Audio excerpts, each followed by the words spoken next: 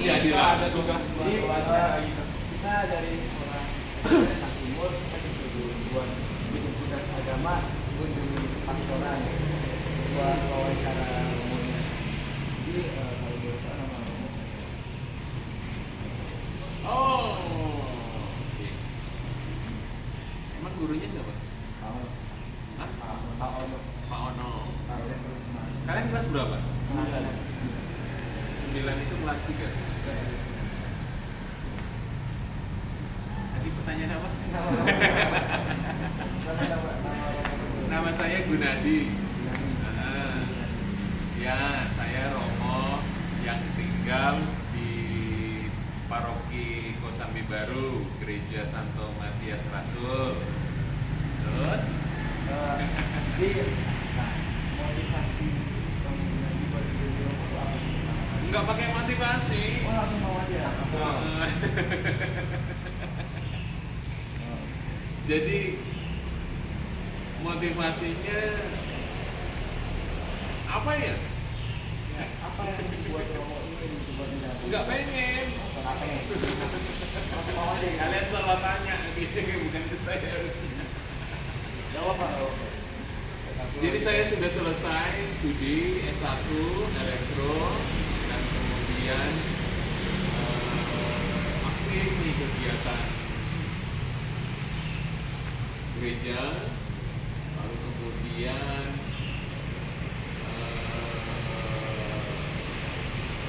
kalau pada umumnya kan orang habis kuliah S1 terus ngapain? Kerja, terus buat usaha. buat usaha, terus apa lagi? Hah? Udah pensiun gitu. Nggak mau nikah? Berkeluarga itu yang ada di pikiran saya.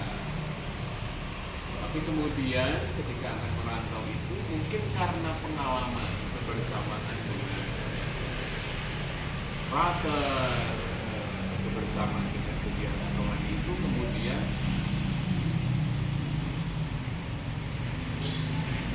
tidak ada hal yang apa ya istilahnya, karena ini pengalaman yang termasuk jarang. Jadi kan tadi saya punya mimpi berkeluarga, kerja, sukses gitu ya. Dulu komputer belum berkembang seperti sekarang, maka saya ngambil elektro seperti itu ya. Lalu mau melamar di pekerjaan di pabrik, jenjang karir lah gitu ya. Tiba-tiba pada zaman saya itu Batam, otorita Batam dekat Singapura itu masih ngetren saat itu. Saya tinggal di Jambi. Jadi saya besar, saya orang Jambi lah gitu kan, ya, provinsi Jambi. Saya mau ikut salah seorang romo di Pangkal Pinang. Tinggal sementara di pastorat, kerja di pabrik. Katakanlah demikian. Tiba-tiba ketika saya mau pamit dengan orang tua, ini semua lengkap nih. Surat lamaran, ijazah, baju, semua siap ikut romo.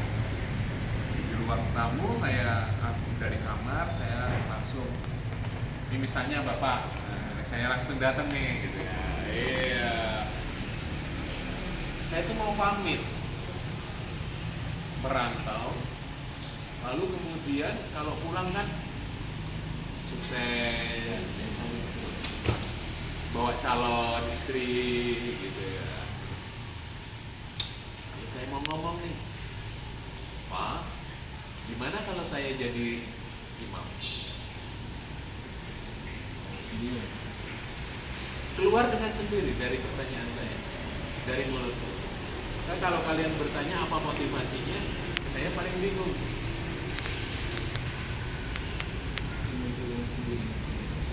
Papa saya ditelepon dulu nggak ada HP, masih telepon kabel kan, langsung tap, Romo Paroki, Romo, ini Gunadi mau jadi Romo. Oh iya, silakan ke pastoran, karena sudah kenal kan.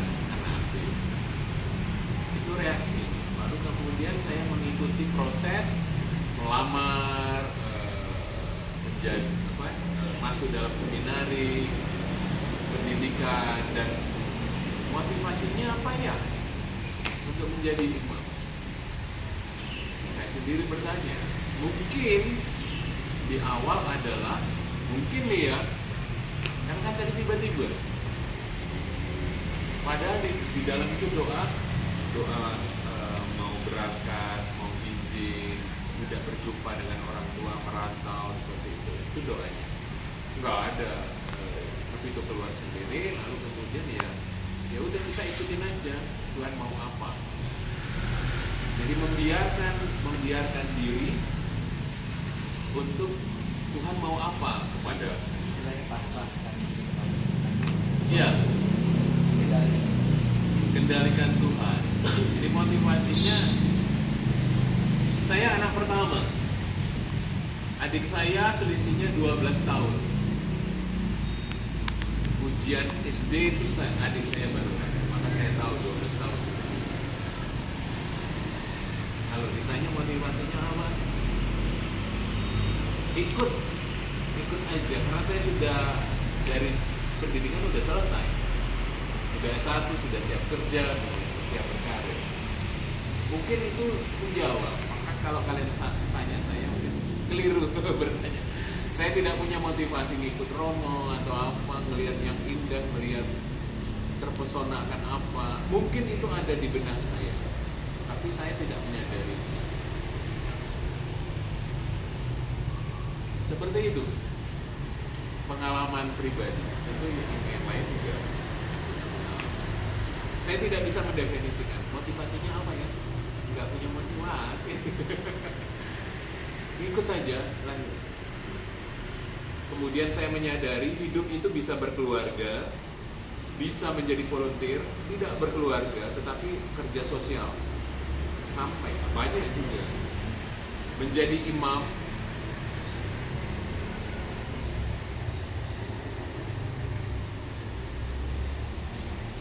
ada pilihan hidup ternyata tidak hanya berkeluarga.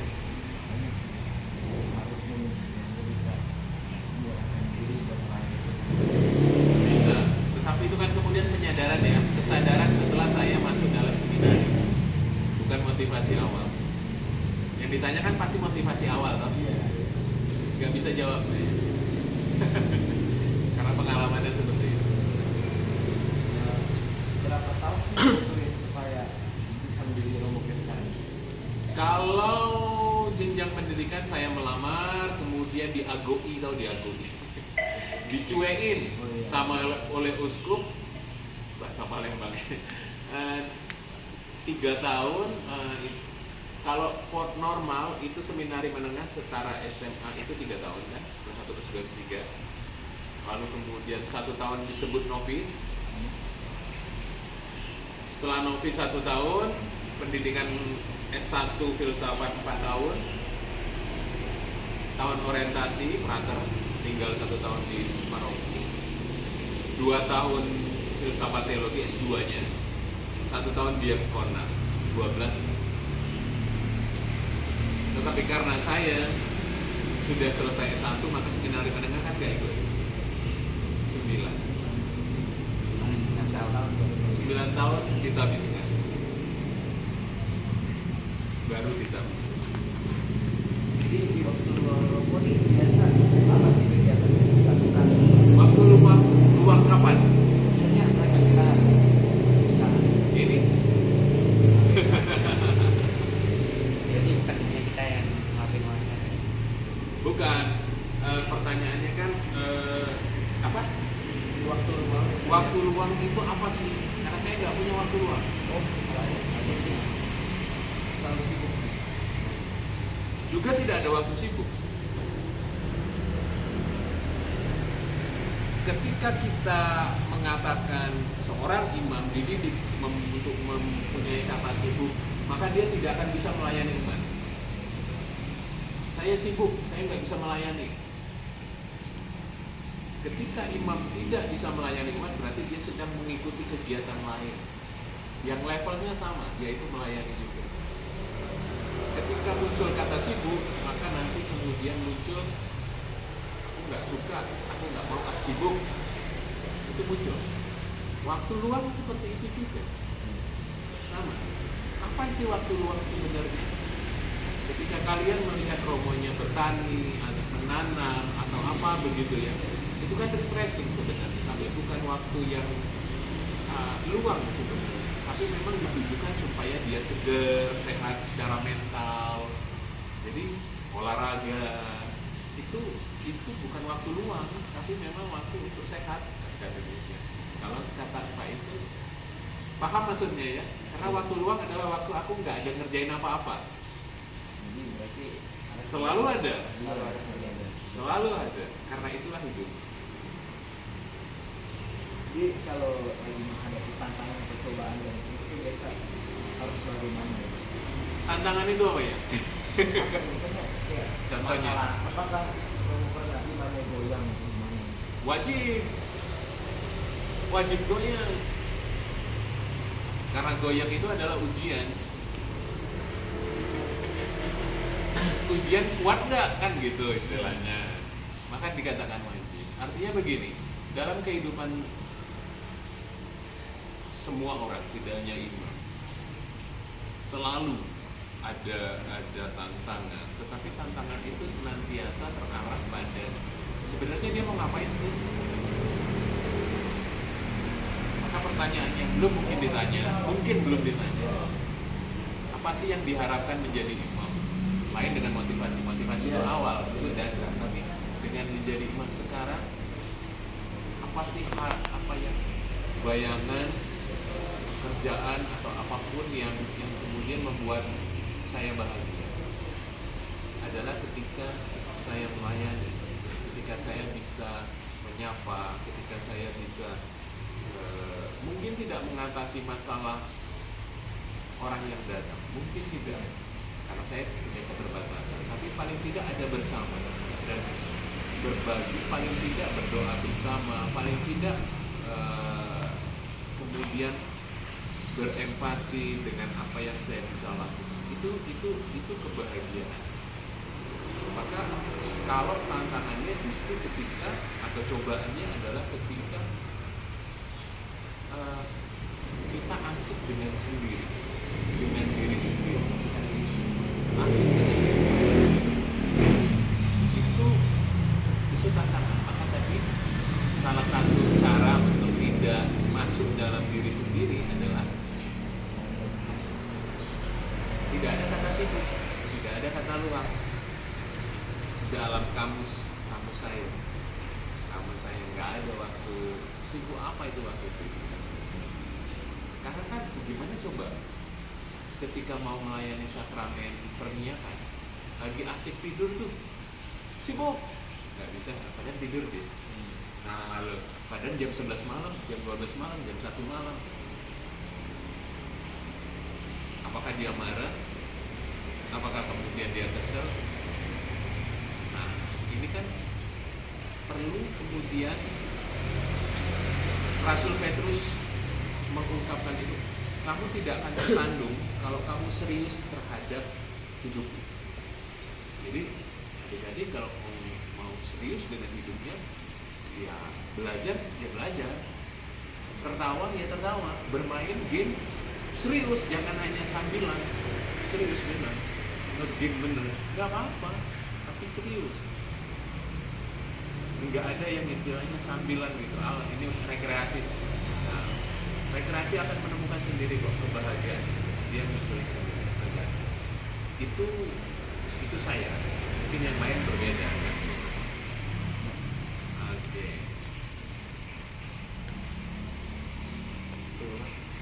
Nah, Terus pertanyaan berikutnya, ada peran kepastoran dalam gereja? peran Kepastoran itu, perannya melayani. di pastoran itu ada pastor paroki, pimpinan, oke.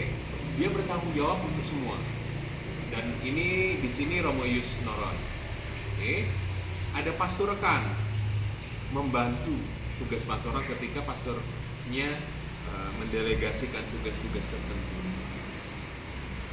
Saya itu namanya di sini tidak punya tugas. Karena pastor residen. Jadi tugas saya adalah student juga. Masih belajar. Seumur seperti ini sama seperti kalian. Saya masih belajar. Saya adalah imam diosesan Rojo, Palembang. Tugas utama saya itu di kampus, ngajar, dosen. Maka saya diminta untuk studi lanjut, tinggal di sini, membantu pelayanan di sini, apa saja, misa, ekaristi, sakramen tobat, sakramen lah. Tugas administrasi. Untuk tugas yang lain saya tidak dapat. Artinya tugas utama saya harus menyelesaikan studi kan, karena tugas utamanya itu. Masih belajar. Peran di sini membantu apa yang terutama sakramental ya, bisa peminyakan, pertobatan, apalagi sakramental yang sakramen 7 sakramen di dalam gereja Katolik itu. Lalu juga kalau ada perkawinan, ada kanonik namanya, itu administrasi. Mengunjungi umat kalau kemudian refreshing gitu ya, saya capek gitu. Saya studinya di BINUS, Kemanggisan, ambil S3. Jadi kalau saya capek studi gitu ya, tadi yang saya katakan bukan waktu luang, tapi saya berjumpa dengan umat. Karena saya diambil dari umat, maka saya hidup juga untuk umat, hanya menghadirkan Kristus. Jadi nggak ada waktu luang. Itu menjadi kegembiraan. Bagaimana kegiatan sehari-hari di kepastoran? Kegiatan harian ritme dari seminari. Jadi dari seminari menengah itu ada waktu doa, ekaristi, doa, ibadat harian maksudnya, ibadat pagi, siang dan sore, lalu kemudian ekaristi, ada meditasi sendiri, kalau meditasi sendiri. Jadi kalau bersama biasanya itu bisa ibadat harian itu bisa bersama. Lalu kemudian makan bersama, terutama kalau kadang makan siang bisa berjumpa bersama, lengkap, saling ngobrol, macam-macam. Malam juga bisa, tapi kalau pagi kadang jarang karena masing-masing punya kegiatan. Begitu. Pertanyaan ke-8, bagaimana membantu umat untuk dalam iman? Kalau membantu umat memperdalam iman, ada bersama pertama. Jadi katekese, misalnya tadi ini saya sana ke Porta Santa gitu, ada umat datang, lalu kemudian saya melihat ada katekese, ada pengajaran di sana. Ketika Desember ini pendalaman Advent, pendalaman Prapaskah seperti ini, itu bisa saja mengundang Romo untuk memberikan materi semacam itu. Kunjungan yang sakit, mengikuti Legio Maria, mengikuti komunitas kerahiman ilahi, mengikuti juga persekutuan doa, komunitas-komunitas yang ada di dalam paroki. Kita hadir, datang, ikut beracara bersama mereka. Itu hadir untuk mereka ketika mereka membutuhkan pengajaran, ketika mereka membutuhkan kekuatan, doa terutama ya, karena kami nggak punya apa-apa. Makan pun dari mereka kan, istilahnya dari rumah. Ya seperti itu, dan itu memberikan kebahagiaan untuk umat, tapi juga pasti terjawab. Yang terakhir itu apa pesan atau nasihat yang mau diberikan? Yang tadi serius itu bukan berarti pakai kacamata, serius itu bukan berarti melototin, serius itu bukan berarti kaku, wajah tegang, tidak senyum gitu ya. Serius itu adalah kesungguhan. Karena itu waktu kalian